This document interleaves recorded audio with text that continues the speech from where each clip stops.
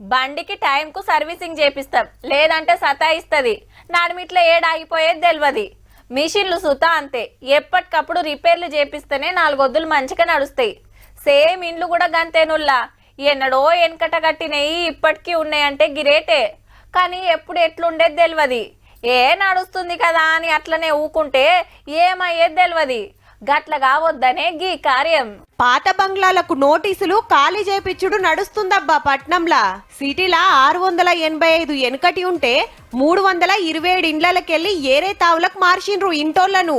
సదుర్తే ఏం కాదనిపిస్తే రిపేర్లు చేసుకునే ఛాన్స్ ఇస్తుండ్రు, లేదంటే రప్ప కూలగొట్టుడే.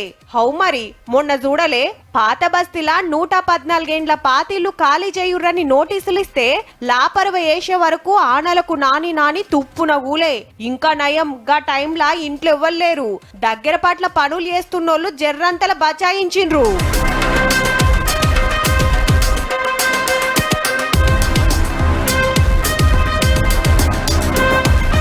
ఇంకో 385 ఇండ్లకు నోటీసులు పంపిండ్రు. 15 రోజుల్లా ఖాళీ చేయాల్సిందేనని. బేగం బజార్లా వెనకటి బిల్డింగ్లు ఇవన్నీ నోటీసులు ఇచ్చినా ఓనర్ ఇంటలేడట. బుగులు పడుకుంటా అట్లనే దందాలు చేస్తున్నారు కిరాయికి తీసుకున్నోళ్ళు. इधर का दीवार देखो, उधर का दीवार देखो, पानी कलर नहीं करता, कुछ भी नहीं करता, गिरा नहीं सोचता ऐसा. ఓ దిక్కు ఆనలు జోరందుకోవట్టే. ఆయింతా ఏమన్నైతే ఏంది కథ? గా పరిస్థితి రావద్దనే మున్సిపాలిటోళ్ళు ముంగట వడిగి కార్యం పెట్టుకురన్నట్టు.